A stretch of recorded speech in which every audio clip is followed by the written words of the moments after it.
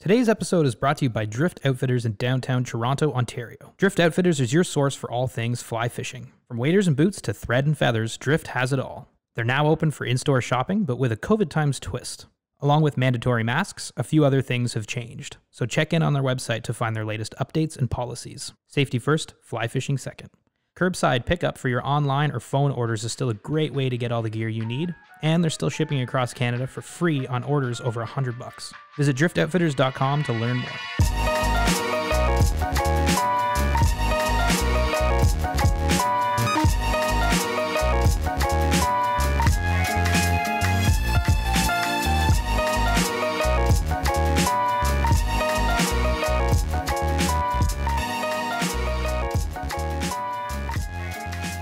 Okay. Yeah, hey, Yoma. Hey. Can I ask you a question? Yeah. I've been meaning to ask you this for a really long time. Okay. It's Wednesday, September 30th. The podcast is out tonight, and I've just been dying to ask you this question. How was your weekend, man? It was great. Yeah. It was much needed. I mean, I think it was our last trip, our last Sault Flight trip for the year, but it ended up great because I caught my first musky. That's crazy. Although Andy and I didn't catch any bass, but I did. I caught one bass, but Aldo crushed some huge fucking hogs, some like what do you call those things? Some thick boys. I know. They were thick boys. I saw the pictures. I saw the pictures, and I listened to the podcast because today's podcast is about your guys' trip to Birchland up just near Sudbury. Sault Ste. Marie. Sault Ste. Marie. In between, I guess, Yoma, fair to say, almost smack dab in the middle between Sudbury and Sault Ste. Marie. Yeah. About an hour east of Sault Ste. Marie. Yeah. Huron shores. Yeah, Algoma country. Yeah. Hey, was Wayne Gretzky, isn't that where he's born, Sault Ste. Marie? I don't know. No, okay. No, Wayne Gretzky's from Brantford. Oh my god! Oh right, please, yeah, that's right. Please edit that out. I think Brantford, man. Come on, everybody knows that. Oh my god! Everybody knows where Wayne Gretzky's from, man. He's from Brantford. You see the sign. You see the sign when you're going to steelhead. The sign when you're going fishing for steelhead. Yeah. That's right.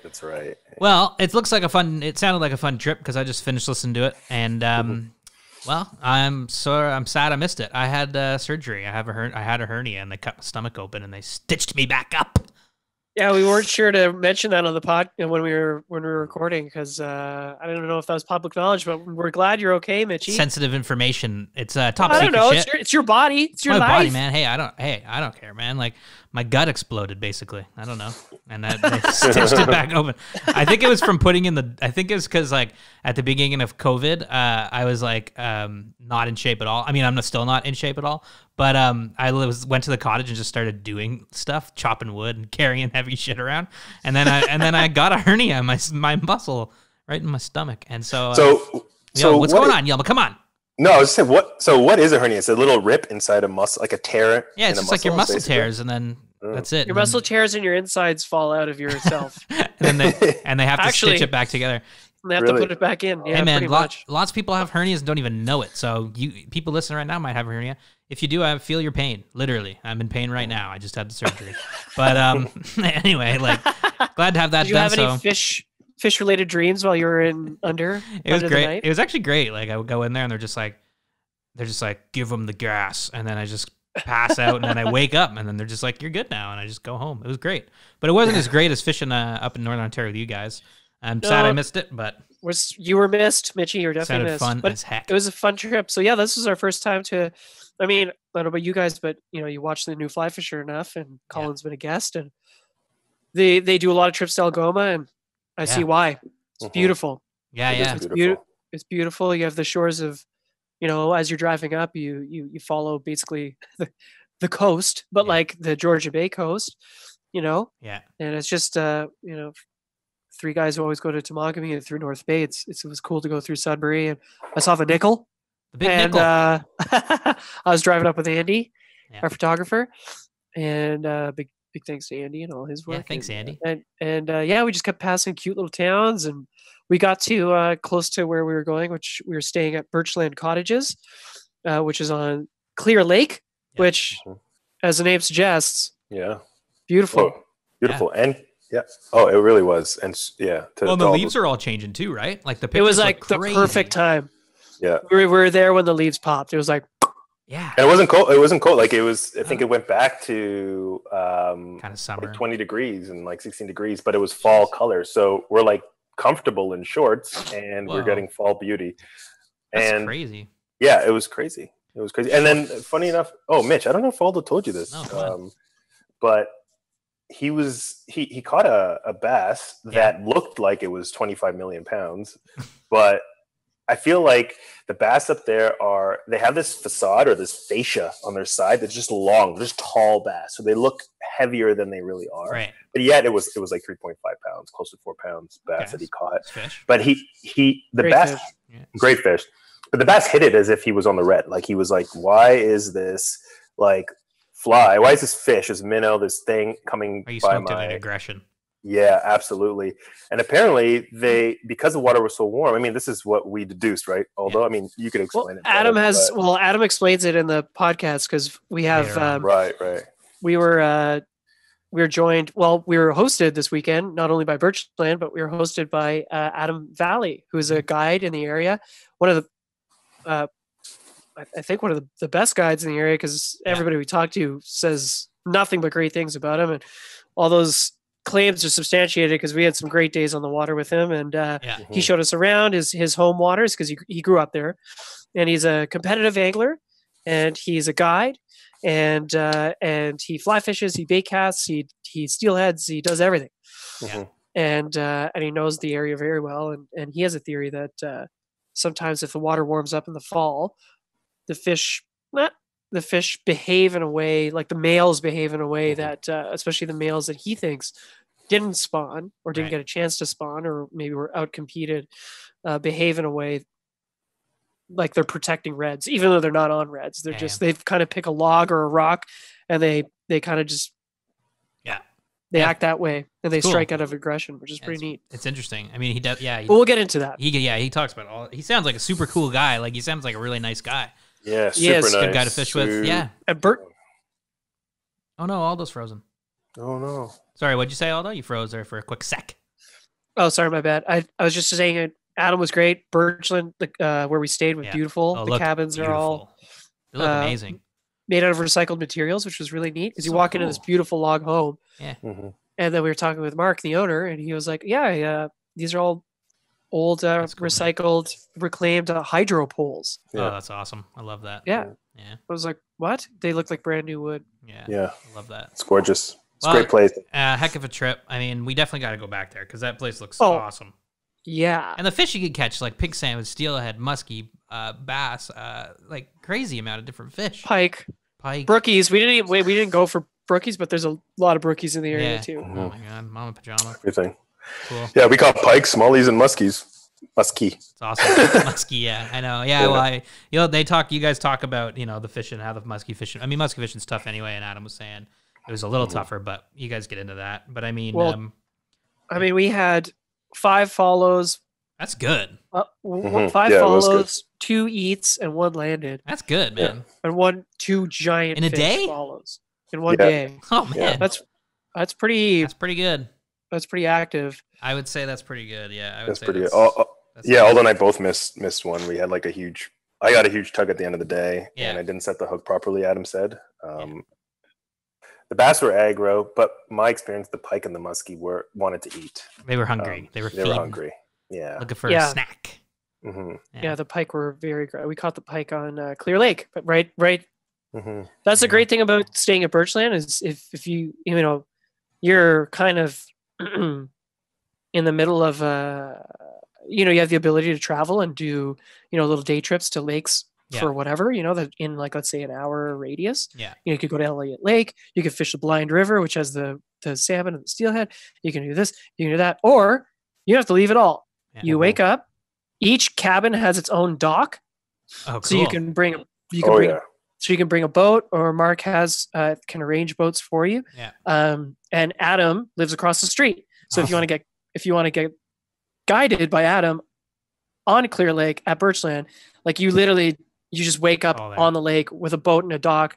Adam's there. He's got his dog. Yeah. And you just fish. And the lake's like nice and small. That's awesome. So it doesn't take long to like explore it all and find spots to catch fish. That's cool. So beautiful. And it's such a pretty lake. Ah, so fun. Dang. Yeah.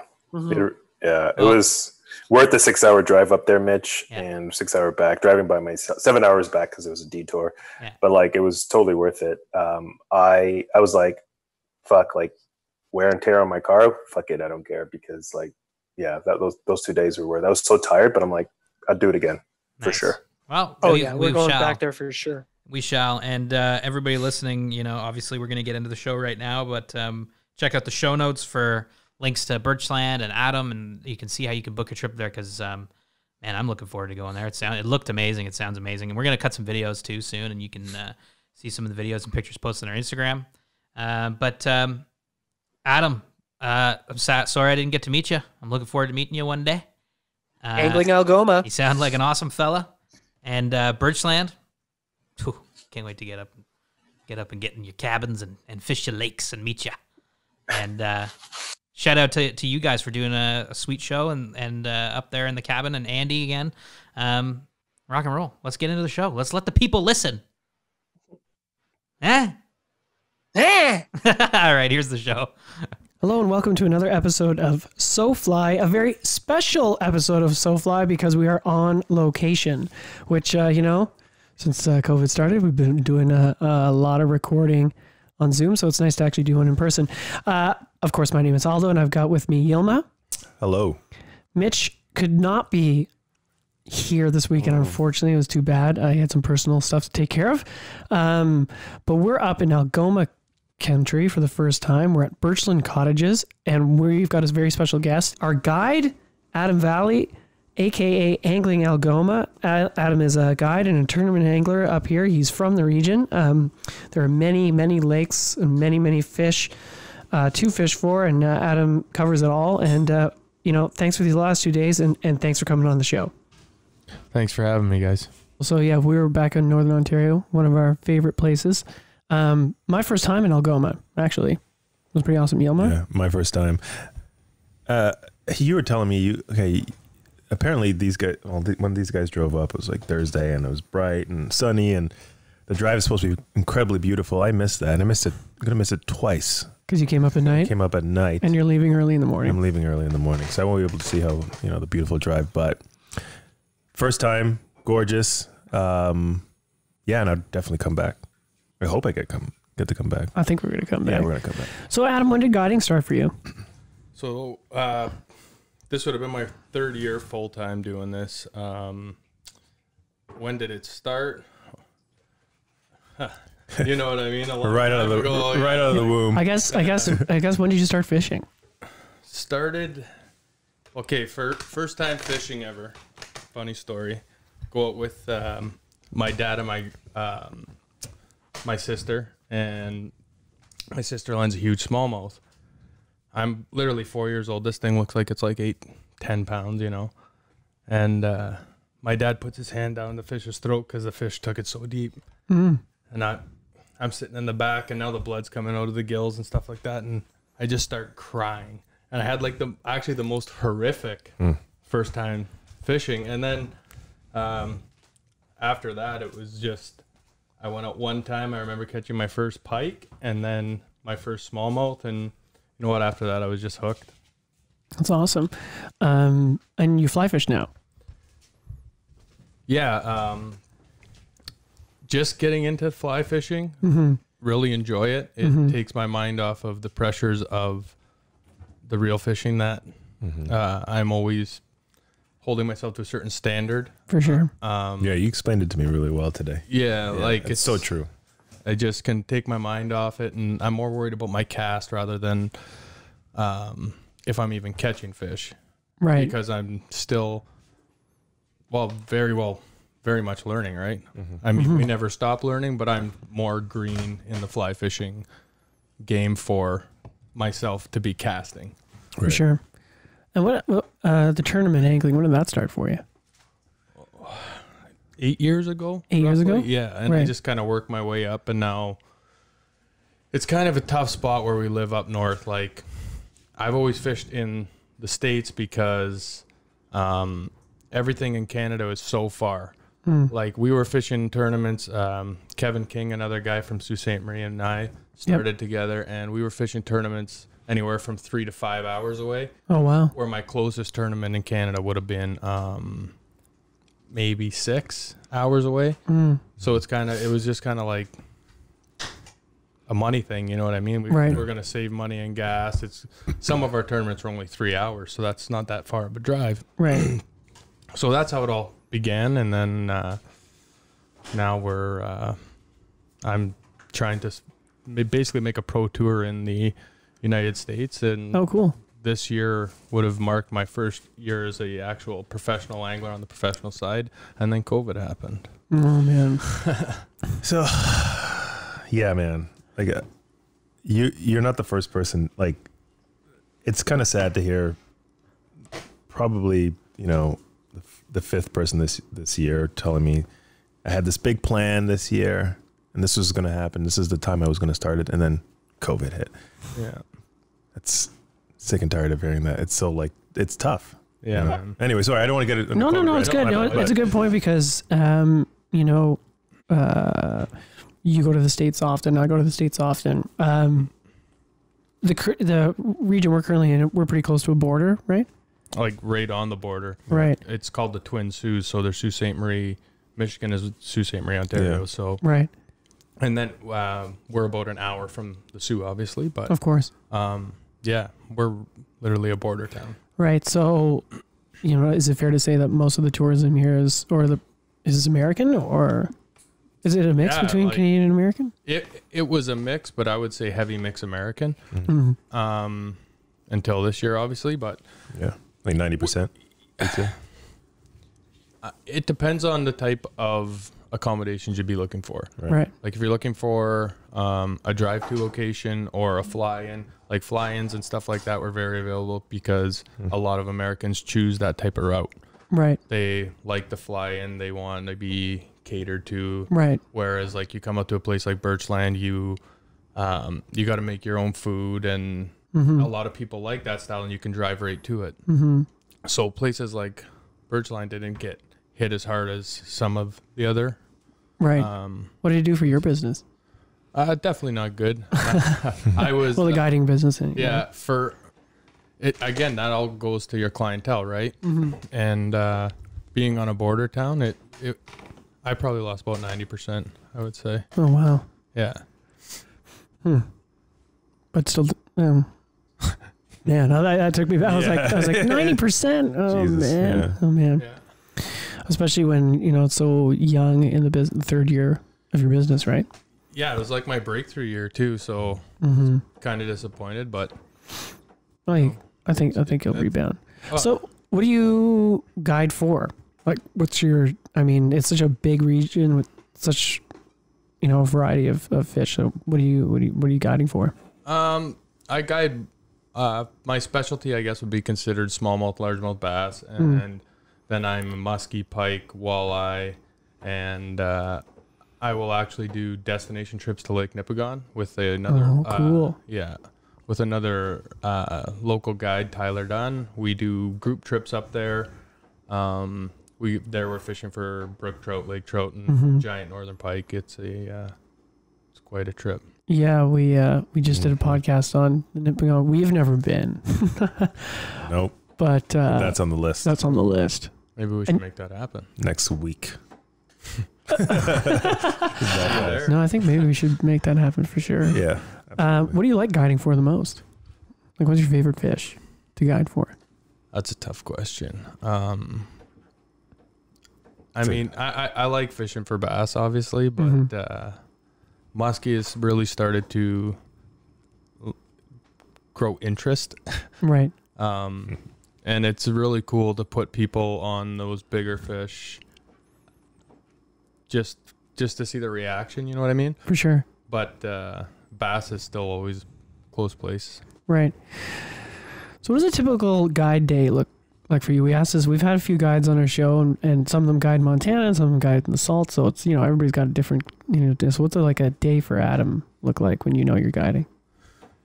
it depends on how much daylight there is and how booked I am. But I'm either doing 1 to 2 trips a day, so that's 8 hours on the water to 12 or 16 hours on the water. Oh wow. And then days off are either doing maintenance or scouting, driving around. You know, there's doing tackle, all that kind of stuff that you always hear guides doing. Really,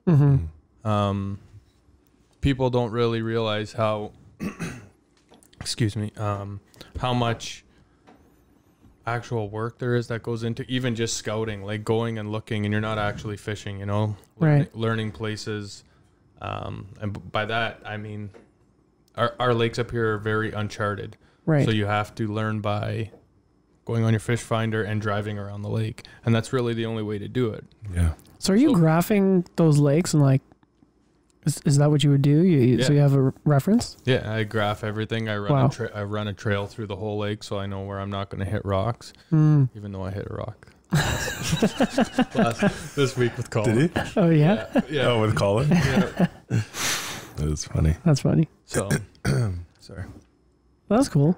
That's a lot of prep work.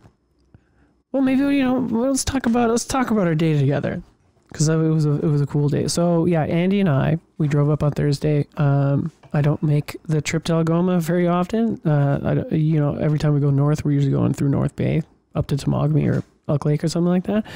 So, going through Sudbury and doing the drive was amazing. Bald eagles everywhere. That's that you pointed that out, Adam. I was like, what the? There's bald eagles everywhere. What's the river here? The Mississauga River. Oh, the Mississauga? Yeah. And so does that gets a run of steelhead and salmon and yeah. And when the salmon start dying off, all the eagles are in the river. And it's literally right on the side of Highway 17. Right, yeah, that's crazy. It's September 27th now, so it's the end of September. So that's when the salmon tend to run? Yeah, they're kind of dying off right now, basically. And then you get a good steelhead run too? Yep. So it's steelhead, pink salmon, and coho. Chinnies? Chinnies, yeah. All the above. Atlantics. Right, Atlantics too? Yeah. Oh, wow. Yeah. Cool. Everything up in the Sioux. Nice. That's crazy. So you have all of that. You've got pike, you've got musky, brookies, of course, and both types of bass, right? Yep. Got everything. So you have to guide for all of that. Pretty much, yeah. Pretty much, yeah. And if I don't guide for it, I'm going to get you in contact with the right person for the job, basically. Right. So yeah, so Andy and I, we checked into our awesome little cottage on Clear Lake. Birchland's on Clear Lake. Birchland's been around for 14 years, right? Adam lives across the street. Yeah. Birchland's been here since I was a kid, actually. Oh, okay. Yeah. And just Mark, I think, bought it around 14 years ago, and he's done all the renovations. And the cabin's beautiful. And every year, what's great about this place is he literally will do something every year to the cabin. So every year you come back and it's like something's getting better. You know what I mean? Right. It's that's like amazing. Whether it's another cabin. Last year he put in all new docks. Yeah, so every cabin has a dock. We had a beer with him last night. He was saying that the docks are all recycled trailers. Yeah. Truck trailers. Yeah. Truck trailers. Yeah. A lot of the materials he uses all recycled materials. He's very. Yeah, these are the wood the wood lining the walls here is old hydro poles. Yeah. Yeah. He's. You wouldn't if somebody was like, guess what wood this was before, you would never be like, I don't know, weather beaten hydro poles. It's like sparkly new. It's amazing. It's cool. It's totally recycled. Yeah. So, yeah, and then on Clear Lake, you can fish Clear Lake. Yeah. Clear Lake's pretty interesting in the sense that it's like, well, as the name suggests, it's clear. It's really clear, but it's almost got like a bluish, like turquoise to it. It's been overcast every day here, so it's hard to tell. But what's in Clear Lake? What kind of fish are in Clear? You have smallmouth bass, pike primarily, and then your panfish. Perch, sunfish, that kind of thing. I've seen a largemouth in this lake. Really? Yeah. Oh, Andy, you having a crispy boy? Oh, he is. Well, we're having some 40 Creek right now. Some copper pot, and it's smooth. It's so smooth. Going down smooth is perfect for the end of the day. Warm you up. You know? No rocks from my 40 Creek. Okay. Yeah. Yeah. Do you guide a lot on Clear Lake? Like, do you get people that stay here and they don't want to go anywhere and they're just like, can we just fish the lake? Yeah, that happens. And I'll guide here in the spring a little bit and certain times of the year. But there is always that person who's like, yeah, I would. I want to go fishing out on Clear. I want to learn Clear Lake. I want to put my boat on the dock and not have to worry about launching it the rest of the week. Right. True.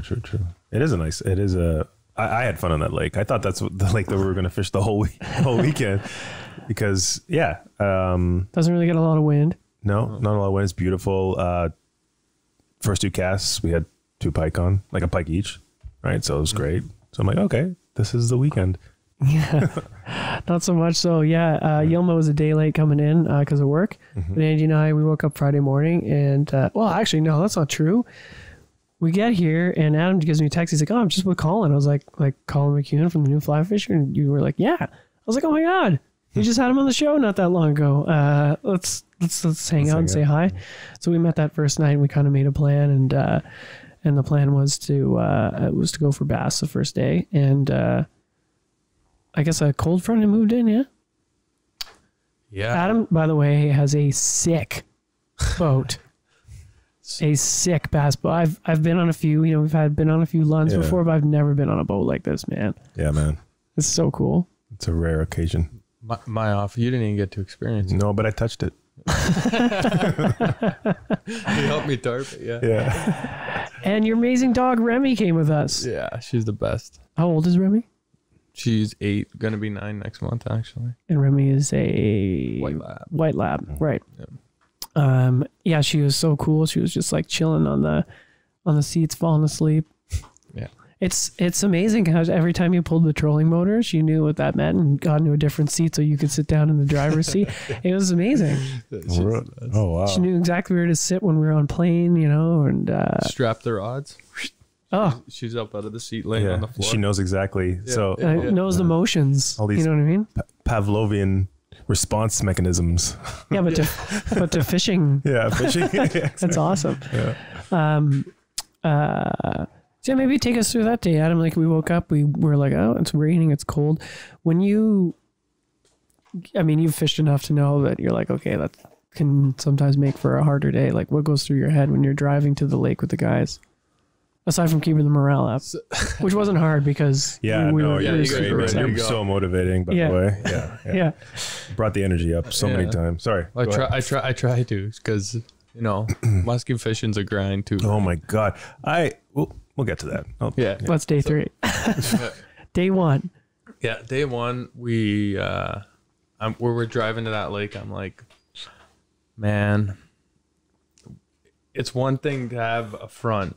With a conventional angler, someone where at the worst I can go out and use my graphs and drop shot on them or, drag a tube in 25 feet, something like boring, but you'll still catch some fish. Right.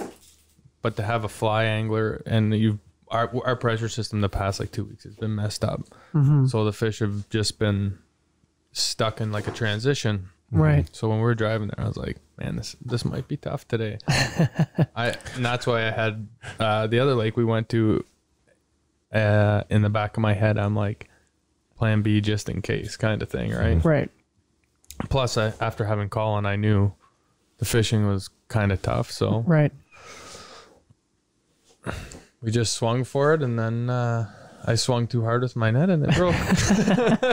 What happened? Oh yeah. Oh my god. So, the fishing was challenging. We were trying, changing flies constantly, changing depths, different rods, zipping around the lake. What's that graph on the front of the boat? That is the coolest thing like ever. Humminbird 360. It gives you a 360 view around the boat of the lake bed, I guess. Yeah. And the depth, right? Yeah. Holy shit. Yeah. Well, you can better explain how it works. Yeah. It's like you control your range around the boat. So you set your depth rings, or your range rings, they would be called. Right. To how far, basically, like if I was casting a crankbait at 100 feet, yeah, I'd be I put it out to 100 feet so I could see all the structure that I was going to cast at. And So- then I can, if I zoom it in a little bit, it actually blows everything up. Oh my! So God. you can see like Yeah, you can see the underwater structure around you. So you know there's a boulder there. You know it's super cool. That's cool. It was really cool. That's cool. And yeah, the casting deck on that boat is massive. Yeah, which two for people can- us Yeah. for fly fishermen, it's perfect. Yeah. I think It really anyway. is. It really is. So yeah, what goes through like how do you find most anglers understand that it's a slow day, or like it can be a slow day, or are people like, why are we catching fish? Yeah. I'm sure you have to set them up and tell them the truth. Like, hey, listen, this is what you might expect.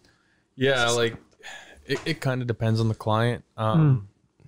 Some people get fishing a lot more and some people don't, you know? So Yeah, I hear that. But having a tough day kills me. Yeah. But these guys were easy on you that day, though. Oh, we were having a blast. Yeah. Yeah. Well, you guys banged a couple, like, We got fish. 5-pounders, right? Yeah, Any 5? 4 or 5? 3? 2? Yeah, like 3. Well, let's tell the story. Oh, okay, yeah. So we know it's a slow day fishing. We pick up a few small fish, and then we zoom off to a different part of the lake, and we got into a pretty good fish, like pretty big fish. We were running tandem rigs all day long, which was cool too. Yeah. Dropping 2 flies, one off of each other, which is a technique I like anyway. I like to.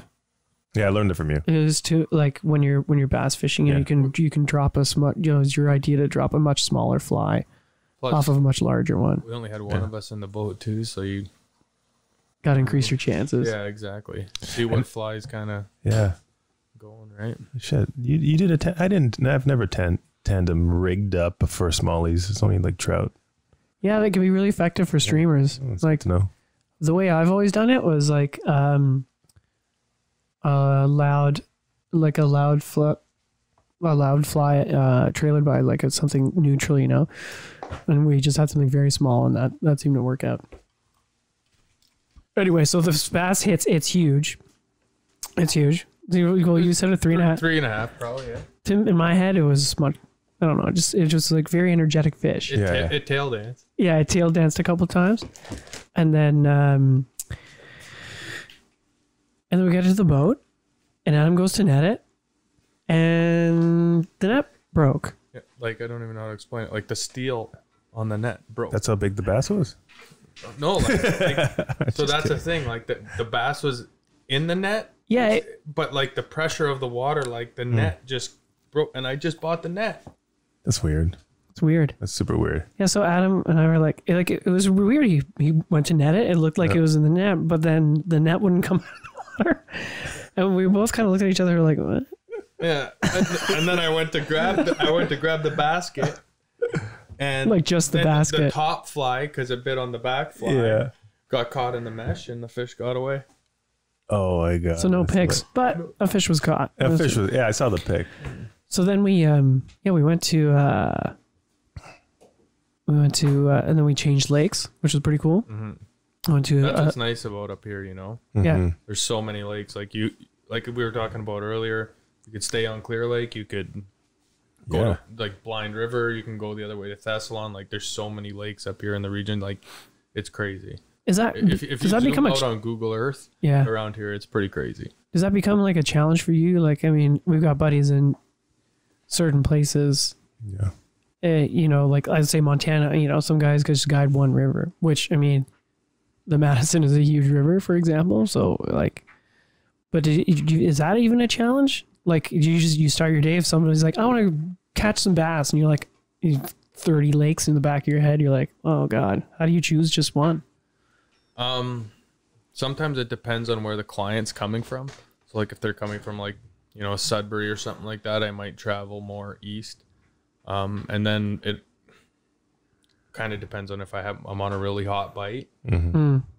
That's where like scouting comes in and stuff like that. And then just like a history of knowing the lakes and how there's just a lot to it. Like there's different kinds of lakes up here. Some are shallow, some are deep, some get warmer quicker, some, you know what I mean? So I'm trying to kind of play all that into my head and play seasonal patterns and think which one's kind of going to be best sometimes. Mhm. And there's a lot of different variables.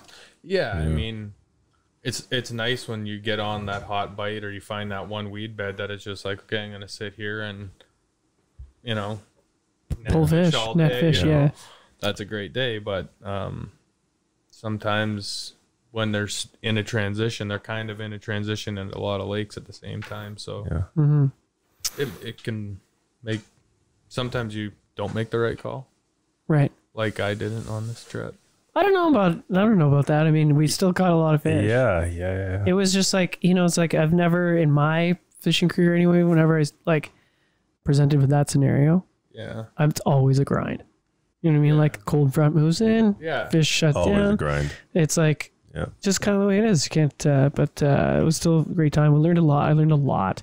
Today. I think we were having this conversation, Adam. I think when somebody primarily, let's say, well, you tournament angle, so it's a lot of fishing. But like, I find like, especially with bass and pike fishing, the way flies are getting designed, the way techniques are kind of evolving. Like we had some great chats about technique and how to involve like bait casting techniques into flies and also fly design as well, right? Yeah, it's nice to be able to like rub stuff off each other too, like guys like yourself, and because fishing can relate in any avenue, you know what I mean? Does that make sense? Yeah, no, like what's valid in bait casting could potentially be valid in fly fishing. And and even like vice versa. Things that I've learned from like river fishing has taught me to read water, for instance. Right. You know what I mean? Right. So you learn how to read those back eddies and stuff like that. So then when I'm out on a lake, and it helps you to understand current, which is huge in fishing.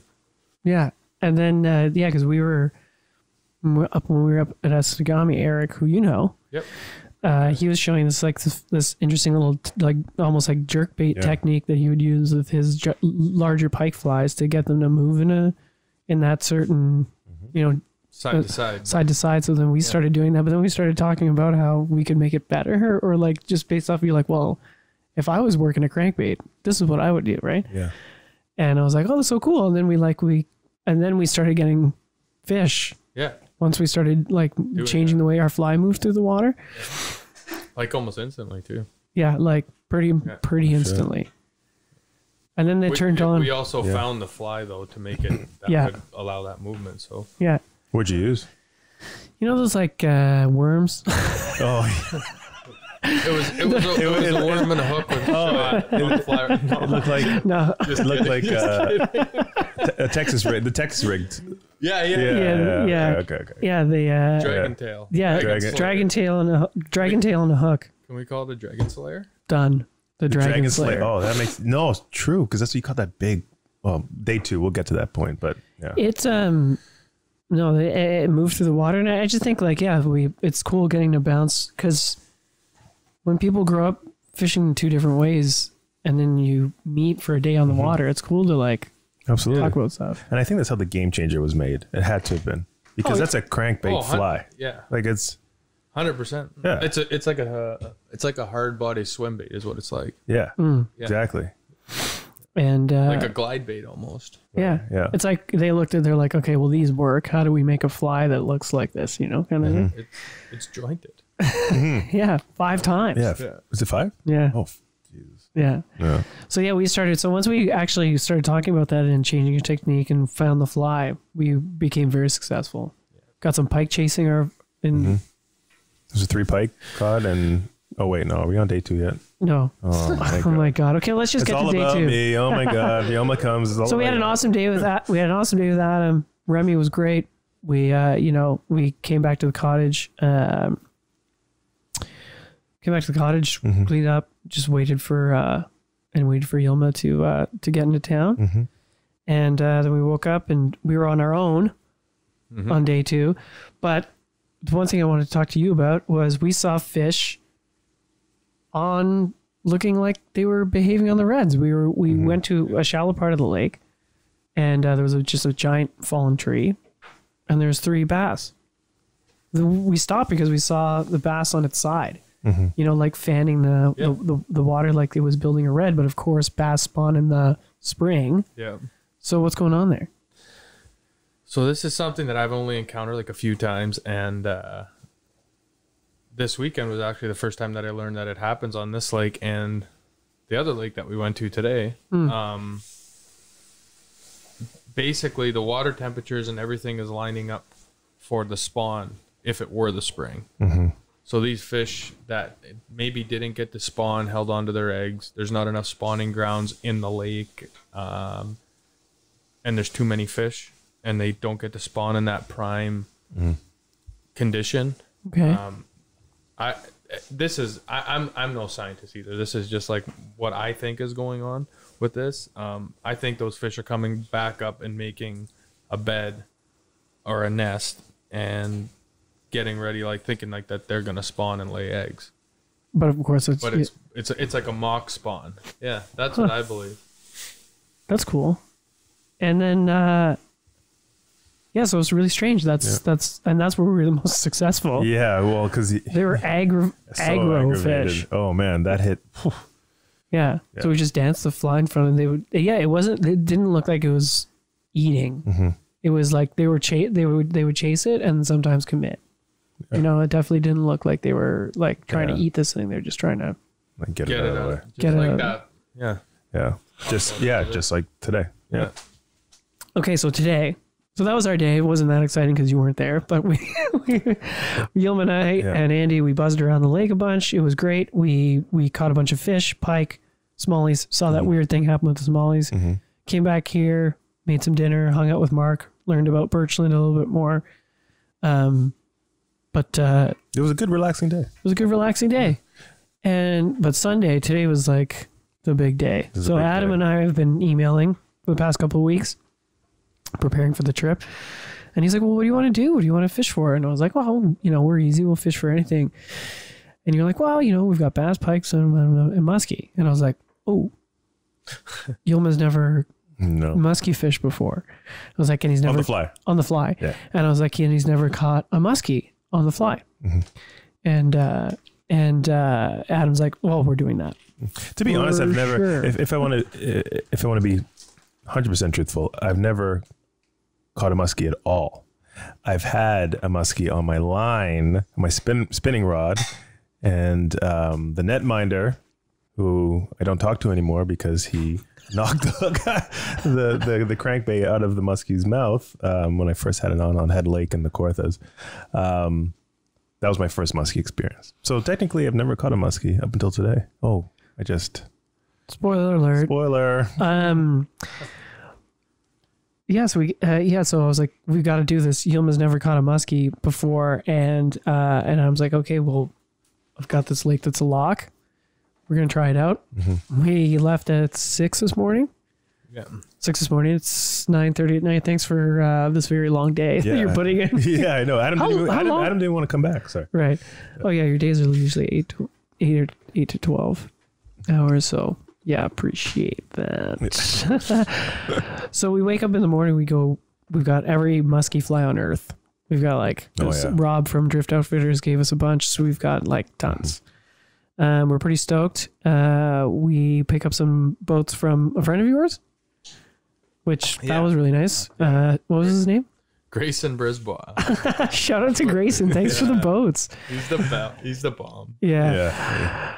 Because Adam's boat is amazing and it's huge, but it is also very large. And we had to get into a lake today, and it required smaller boats, so we took 2 because we could, and because of Grayson. Yeah. We were trying to time it for, and this is the first time I've heard this, for the major. What is the major? Yeah. Okay, so this is all relating to the lunar cycle, so the moon cycle. Yeah. And I'm still learning as well, but it has to do with when the moon is directly over your head and when the moon is directly below your feet. And they're basically feeding windows that it's scientifically believed to when these muskies are actively feeding. Oh, okay. Basically. So peak times. Peak times. Yeah, exactly. Peak times. So Do they? Is it kind of like saltwater fishing? Yeah, do they feed more with a full moon? That's what I was about to say. It goes for like all wildlife. Yeah, like I use it in hunting as well. Yeah. So yeah, the reason we're getting up so early is we were trying to hit the major. Yeah, it was an early one this morning. Yeah. And we got on the water and started fishing with 1,000 casts, right? Yeah. Well, we had a few follows. The first, we had one follow. One follow. Yeah, where would you say we were finding the fish early on? On the log? Yeah, on the log. Yeah, they were on wood for sure. Why do they do that? This time of year, I would say that type of stuff holds heat. So your rock and your wood actually holds heat. So as the grass is dying off, they're gonna get onto like something that they can be covered for safety, and then B, that's interesting. Yeah, there's heat there, so you can kind of still stay warm. And then there's also deep water right adjacent to where we were fishing, right? So right. They can just ambush. Oh, that's so cool. Yeah. Why are they so much harder to catch than pike? I don't know. You let me know if you find it. Oh, God. Because I was, I grew up fishing, again, I've mentioned this a million times, but grew up in Ottawa. We could fish in lakes north of Ottawa and Quebec, and, you couldn't keep pike off your line in some of them, Usually the smaller ones. Usually the smaller ones, right? Yeah. But then musky, it's like, in your head, you look at books as you're a kid, you're like, that's the same thing. It's very different. Very different, yeah. Do they feed different? Like if in yeah. I think they do. And I think they might. I'm still, like I said, I'm still learning. Yeah. I think that maybe they store their food better and their energy better or something. Maybe that's why, because I know pike's metabolism super high. If there was if there's anything, either that or when they feed heavy and then sit and don't do much, which kind of makes sense, right? Kind of makes sense. Kind of makes sense because we saw. So we had the morning started. You had some follows. Yeah, I had a follow. We had one fly left over from Attawapiskat that I tied up there. Yeah, so which seemed to be doing pretty well. Well, and I think you're right. Good juju, Aldo likes to call it. So we're in Attawapiskat, which is like one of our most epic trips ever. And Aldo tied this like chartreuse, a little sparkle, brown, green, articulated. It's the size of your forearm. Yeah, it's 14 inches of like, I don't know what it is, but it's like crazy. And it has really good action in the water, but it also has that like really nice color that this lake that we were on, those musky love. And a little bit of sparkle, which I think that's what did it too for a lot of the smallmouth we caught with. Oh my God, this like honestly, I don't know where to start. I found your fly today had like a roll. Oh, was it the roll that? Did you notice that? I didn't notice the roll. When you were stripping in quicker, it was kind of like did this thing. Oh, okay. That's what it seemed like to me. So maybe that also helped. I don't know if that has anything to do with it, but the fly had lots seemed of to. So here's the thing: the fly's like 10 inches long, 10, 12 inches long. And the smallies are coming after it. Mm-hmm. Remember that one you held up? It was the same size as the fly. Yeah. Yeah, 100% same size as the fly. Yeah. The fly might have been bigger. I don't know. Crazy. And then again, we saw the bass doing the mock spawn. Yeah. A huge bass. Huge bass. That was 23 inches, man. That was a 5-pound bass. Smallmouth. 5-pounder all day. It was incredible. That was huge. Damn. Yeah. So it was a good day. Follows. Everyone got a follow who's fishing. Everyone. You almost hooked into one actually. What happened? There was one like it hit it and then. So okay, yeah. There was this. I was fishing a slightly smaller fly, and Andy was on the motor today. You did great, Andy. Nice job. And but we drifted closer to shore at one point, and there's this beaver dam with a little bit of sand, and there was a. I was like, oh, that's a muskie. There's a muskie just suspended there, not moving, which might lend to your point that they don't expend as much energy. They just sit there. I put a fly on it, but he moved. He bit it. He like kind of swatted at it. Didn't really commit. But then Adam came in with a cast, and it just charged the fly. Yeah. It just charged the fly, and then it was pretty cool. Yeah, it's cool to see. I mean, They're a lot long. Like, it's funny. Yeah, they look like pike, but they're a lot longer and just more. They're different. Oh, they're cool. The scales look like a mirror. They're like iridescent or whatever.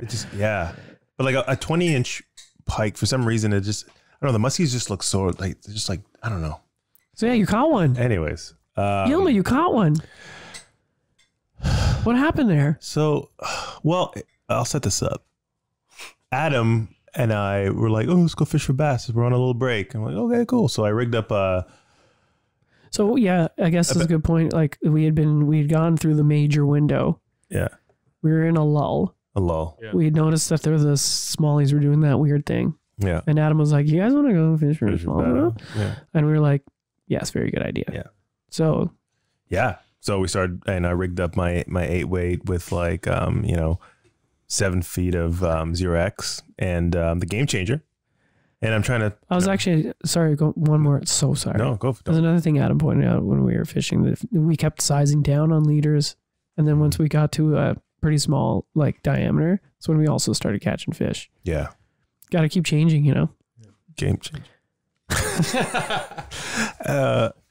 Yeah. So we were fishing for like 10 minutes, and I'm using the game changer fishing, trying to capitalize on some smallies.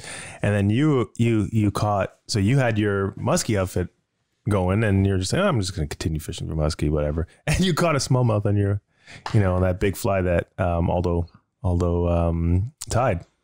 So then 10 minutes after, okay, well, let's go to the mouth of the lake. So there's a mouth that hits a little river, and we went there, and I started throwing the game changer into sort of like where the two waters met. And I got a hit. I was like, what the fuck is that? And I'm like, I thought it was a log. So then I do it again. No, you. Okay, so Adam then casted his musky outfit and got a follow. And then he did the figure 8, and I saw it. And it was like 27 inches of just pure muscle and green, beautiful musky. It was nice. I'm like, oh my God, when are we going to descriptive? Yeah, when are we going to catch one of these things? So I threw back my game changer in, and I started like a couple strips, let it pause, a couple strips, fast strips, let it pause, and then bam, the hardest little pull. It was like a steelhead. It was poof. Yeah, for you out there, poof means like incredible. And but then it didn't fight that much, but I got it in, and I caught my first muskie on 0x. 7 feet of 0x leader and a game changer. I want to look into this because that might be a tippet record. Yeah, I don't know. It could be. That'd be amazing. On the fly, muskie on 0x. You did it. You got, thanks to Adam, you got your first muskie. Yeah. Yay. Thanks, Adam. So I want to look into this because I think that might be a tippet record. I mean, 0x leader. Muskie landed. Mm-hmm. I don't know how it didn't cut the line during the fight, but Adam, you reached into the net and line broke. Boom. So it eventually cut. We got, we fought for a couple of minutes, and then we were catching bass on muskie gear and catching muskie on bass gear. Oh man, the weather is fickle. Oh my God. And then we at one point we stopped for lunch, mm-hmm. and holy shit, that was huge. And Adam, we were eating some wraps, and Adam takes a cast, and just the biggest.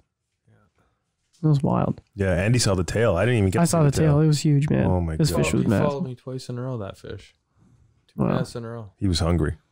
He was just low. Yeah. Nobody else seen it. Yeah, the tail came up. I was just like, oh my God, that fish is huge. But you know what? All in all, a really great day. We went back to the dam, the fish at the beaver dam, and he was still there. He chased a couple times, but then at the last moment, like a trout inspecting a dry fly that he doesn't like, turned away. Yeah. So that fish is my nemesis. We had some great follows. The lake was beautiful. And at the end, I got a nice strike. Poor hook set. Whatever. Yilma missed a fish, right, I Adam? missed a fish, yeah. Yeah. At the end. We'll never know how big that fish Yeah, we'll never know. No. Yeah, it hurts. I was silent for like for another 20 minutes until we got back into the car. It was a nice break. Hey. That was during the last major too. Right. Right. Because that was, we had a second major. We were there that long. Yeah, at 6 p.m. Yeah. Is it typical to have 2 majors during a day, or is it just kind of time of year type thing? It can go like 1 and 1, like 1 major, 1 minor, 2 majors, 1 minor, 2 minors, 1 major. Okay. It depends. Right. It depends on the day, and that's the whole moon cycle thing of it. Right. There's a lot to it. I'm still learning. Yeah, for sure. No, of course, yeah. And it's so cool. What do you like about, do you musky fish on your own, like on your, when you have a day off, what do you love, like? See, that's a thing now, like if I got a day off, I'm always preparing for someone else right to come up, right? So I'm out either checking spots, like sometimes I might go to 3 lakes in a day. You know, you launch, you check your spots, see if there's fish on them. If there is, good. Then maybe I'll pull out, go to a different lake and just go fishing. Or you go to 3 lakes and it's like, oh, it sucks here, sucks here, sucks here. Okay, what am I doing for tomorrow? Maybe and then that's when I resort to the back of my mind kind of thing, right? Right. But so a guide's job is 24/7, really. Oh, absolutely. Yeah. Absolutely. What do you love about it? Watching the sun come up every day and being out there every day. Even when it sucks, like I think about old jobs I had and I'm like, this is not that bad. You know? Yeah. Oh yeah, Adam used to be a firefighter in a steel factory. Steel mill. Yeah. Steel mill? Yeah. So it's stressful. Yeah. Adam, you bring up a really good point. Like, if we didn't get any follows or any bites today, I would still be happy because that scenery was epic.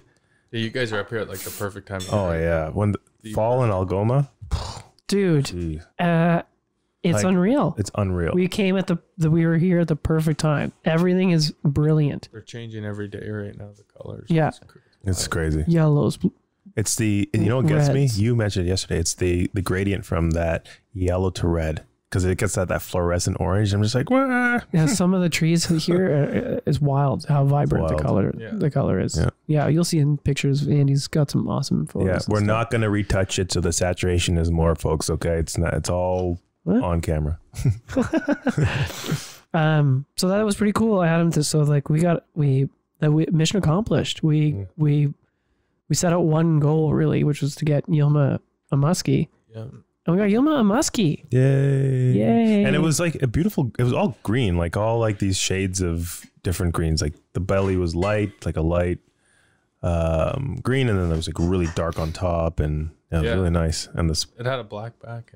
It had a black back, like a dark, deep green. Dark back. Yeah. Scars on the tail. It's been through a lot. Yeah. Been through a lot. Okay, Adam, we've come to the part of the show where, well, if Mitch was here, we ask the same 5 questions to every guest. Okay. And maybe one day we'll make a coffee table book. I don't know. But they're called Mitchie's Fishies 5 because Mitch made them up. There's 5 questions and his name's Mitch. But I'm going to pull them up on my phone here because sometimes I forget them. And then we'll ask them to you and we'll get going. And then that'll be it. That's the podcast.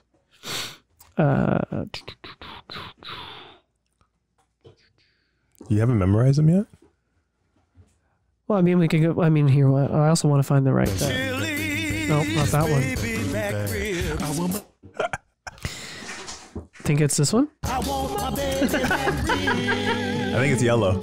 No. Is it? I think so. No, that was yellow or green. I think it might be green. Okay, just do it. Mitchie's Fishies 5. There we go. It's time for Mitchie's Fishies 5. So even though he's not here, we still got him. We got him a little bit here. Can you do that again? I miss him. I know, I miss him too. Mitchie's Fishies 5. Amazing. Okay, Adam. Number 1. What's your favorite fish and why? Oh, man, that's another tough one. Always chasing bass is my number 1 for sure, whether it's largemouth or smallmouth. I kind of prefer largemouth if I'm going to go fishing by myself, just because I think we have a lack of largemouth lakes up here. More challenging. Not that it's more challenging. We just we have an abundance of smallmouth lakes up here. So it's just like the other thing. There's a couple things to it. Like it's just good to practice them because I'm in a lot of my tournaments, like States. in the States. Got it. Kind of makes sense. Yeah, you're learning how they react to all these fronts and stuff that we're dealing with, right? So, well, that's cool. Yeah, that's cool. Oh. So it's always work or practice, or you know what I mean? Right. Yeah, it's more data. That's why I like fly fishing, because I don't put myself in that, like, you know what I mean? Guide mode. Yeah, like or like fishing, like I'm putting pressure on myself in order to. Yeah. I always should be catching. Right. I put that like pressure on myself. But when I'm fly fishing, I just kind of like am able to relax and let go. You know what I mean? Yeah, for sure. It's about making the cast rather than catching the fish. If that makes sense. Well, that does. Yeah. Well, that's a great point. I think, we always say, it takes you, I don't know, it like really keeps you in the moment and stuff. And that's cool. Do you remember your first fish on the flat rod? Oh, yeah. Yeah? Hilarious. Oh, what? Big salmon. I Hey. went with Johnny Giuliani and my buddy Tyler. Yeah. And Johnny's another guide up in the Sioux. I don't know if you guys are familiar with him.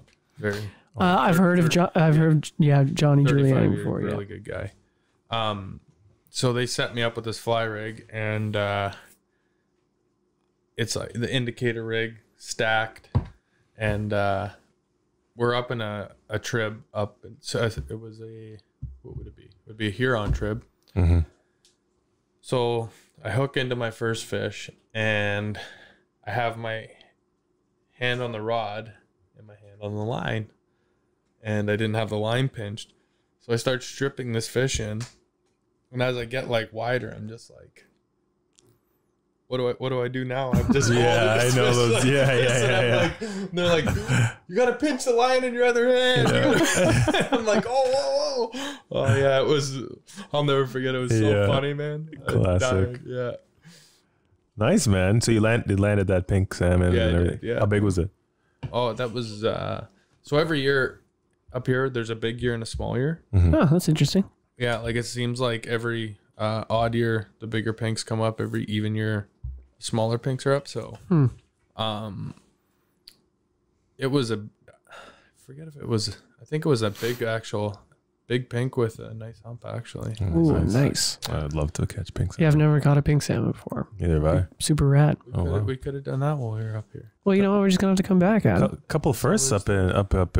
We could have it. Yeah, we could do the pink salmon. Yeah. We go up the Nipigon with you. Yeah. Okay, number 2. If you could fish anywhere in the world right now, provided, of course, it wasn't COVID, and also provided that would be the best time to go there, where would you go? I can see your face. It could be a place you've been. It could be a place you want to go. It has to be October?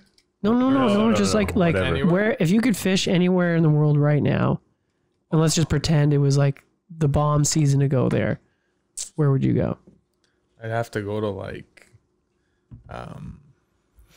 one of those lakes in Mexico for like those big large. Those big like large Garcia or whatever. That's probably where I'd go. Where Bill Dance likes to go. Yeah. Love me some Bill Dance. No, Bill Dance was pretty sweet. And I kind of forgot about those Mexican bass. They're like those bass lakes that they would always. El Grande, yeah. They would always go. Those shows would go there, and you'd be like, "Whoa!" Yeah. Have you fished in the States? Have you ever caught one of those big FU largemouths? I haven't caught a double digit. 855 is my biggest. Holy shit! It's a big fish. What's your biggest smallie? Over 8. So I didn't.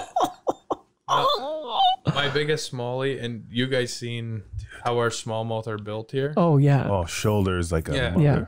Our growing season isn't as long, so they grow deep. Right. My biggest smallmouth was 23 and a half inches by 21 and a half inches. Wow. It was as big as. So it was almost as wide as it was long? Yeah, it was like a square. It's messed up. That's messed up. Dude, that's. Great answer, though. Mexico. We haven't had that before. Well, at least I think some people would say Mexico for the saltwater fly fishing, but yes. Never. Yeah, they wouldn't say freshwater. That would be a sick trip. That would be sick. That would be sick. There's another one we got to do together. I'm in. Like I love Mexico. I do. Mm-hmm, he does. We're starting to get deeper here. What is your best fishing memory, or your favorite fishing memory? Was it today? No. Best day of fishing, or just like a best just our best favorite, like something funny that happened, a sandwich you ate. I've had so many like gut answer. What's the first thing that comes to your head? I would say just days with my dad, honestly. Those are my best memories. Perfect. Growing up. Yeah. Fishing with my old man. Yeah. Absolutely. That's great. That's a perfect answer. You guys obviously fish together a lot. Yeah, like we used to perch fish though. Oh, okay. And then eat. Yeah, well, yeah, he just liked to perch fish. So simple worm and a hook, and then I caught a smallmouth, and then I learned how to catch a smallmouth without using live bait. And I was like, oh my God, that stuff on TV's true. You know? Yeah. Yeah. I know, I used to think that too. I mean, like... Does artificial work? Yeah. Well, not just that. It was just like, you'd watch these TV shows and they're like pulling fish after fish after fish. You're like, how is this possible? But then the more you learn, the more you realize that, sometimes we've had those kinds of days. Bill Dance was a mentor of mine. No, but then you start realizing that, well, fishing's actually something you can learn. Oh yeah. And it's not luck. No. Well, there's might be some luck here and there, but for sure, of course. But like, there's a luck aspect in everything. You know what I mean? You can eliminate a lot of the variables so that luck is less.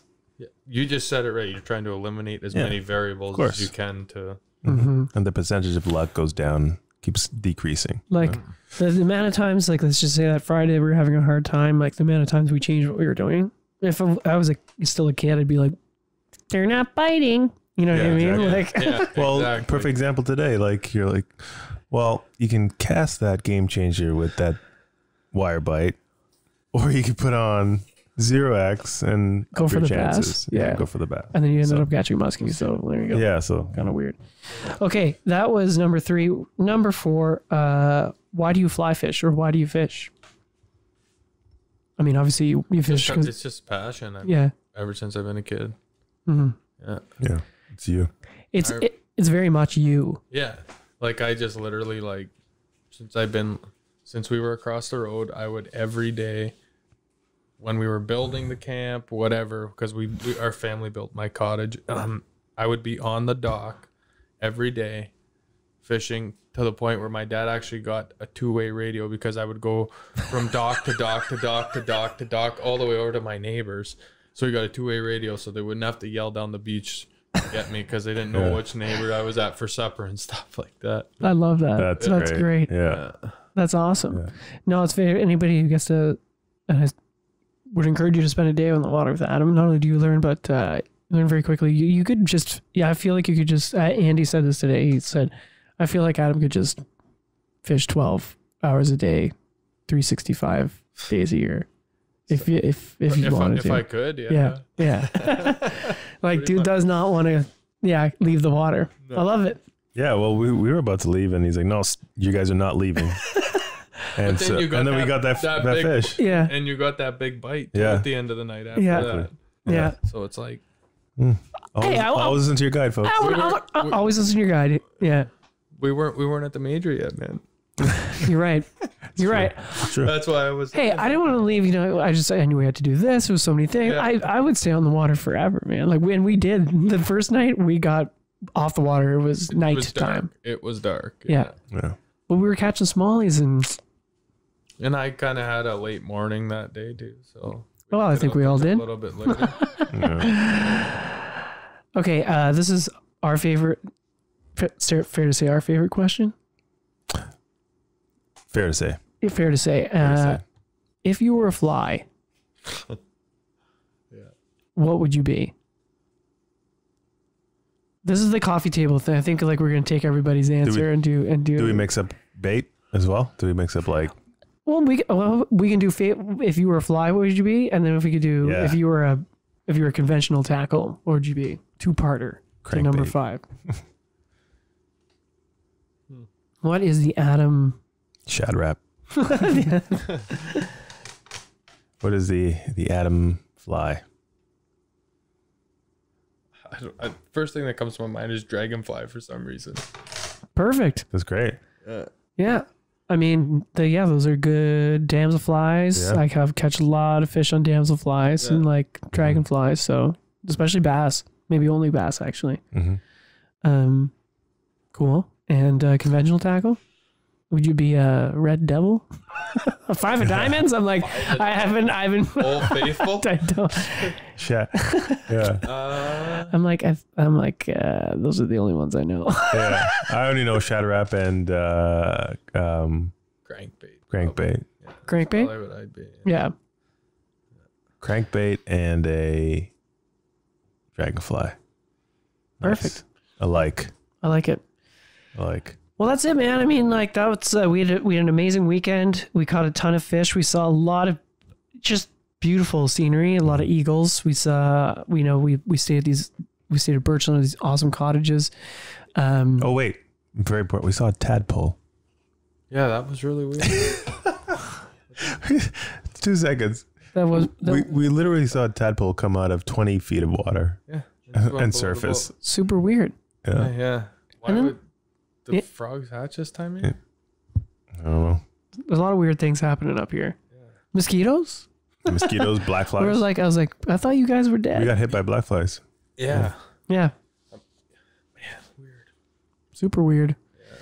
Yeah. And then those jellyfish type things. Yeah. So what are those exactly? Freshwater jellyfish. That's a thing? I didn't know that was a thing. I didn't know it was a thing. They're cute though. They're like just like little white going through the water. They're like bluish though, if you look at them. Yeah. They stand out. It was pretty cool. I wonder if the musky eat them. Who knows, man? Who knows what those things do? They gotta eat something. Yep. Because it wasn't my fly. But we had a wicked weekend. We saw a lot of great scenery. Like I said, we had some great fishing. We had some tough fishing, but overcame it. We learned a lot. I learned a lot from you, Adam. Thank you. It's shameless plug time. How do people find you? What's your Instagram? What's your Facebook? I don't know if you want to give out your phone number, but you can if you want to. MySpace page. You can do whatever you want. My phone number is my business is Angling Algoma. You can find me at anglingalgoma.com, anglingalgoma@gmail.com, Angling Algoma on Instagram and Facebook. Got it all covered. Yeah. I can't stress this enough. I've read about Algoma a ton. It's taken me way too long to get here. Always would see it on the New Fly Fisher, and they're big fans of the region, and it's easy to see why. People, absolutely. Mark and the staff here have been amazing. Adam, your dog, awesome. We learned a lot. So thanks a bunch for taking us down. Thanks for getting Yilma his first muskie. Yeah, thanks, dude. Yeah, man. Good times, boys. Yeah, man. Really good times. But anyway, that's I guess I'll give a little shout out to, of course, 40 Creek Drift Outfitters and everybody, Rob LaRue and his team at Algoma Tourism for setting everything up. Destination Ontario. There are so many lakes. There are so many fish. Yeah, more lakes than there are land. and oh yeah, by the way, you can also fish the Great Lake as well. Mm-hmm. So there's a lot of water to cover here. What Great Lake? It's Huron, right? Or Superior. We got both. Right. Yeah. Right. So there's a lot to cover up here, and I would strongly suggest hiring Adam to do it for you, if nothing else but to meet Remy. And yeah, thanks. That's it for me, Aldo. Yeah. All right. Thanks for listening. This is Yilma. Thanks, Adam. Saying goodbye. Signing off from the cabin. I love saying that. Yeah. That's a good movie, by the way. Actually, no, it wasn't a very good horror. It wasn't. I didn't like The Cabin. Anyways, signing off. Thanks, everybody. Have a good week. You can find all of SoFly's content at sofly.ca. On Instagram, we're at the SoFly Crew. You can reach us at thesoflycrew@gmail.com with any questions, comments, or concerns. On Facebook, we're SoFly, and our podcast is available on SoundCloud, iTunes, and Spotify.